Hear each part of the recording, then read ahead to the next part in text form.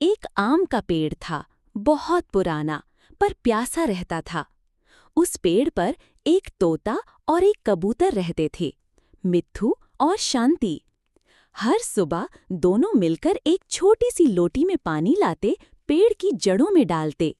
पेड़ खुश होता, थोड़ा और हरा भरा हो जाता। एक दिन तीखी धूप थी, पानी लाना मुश्किल था, पर दोनों ने मिलकर बारिश का पानी इकट्ठा किया और पेड़ को पिलाया।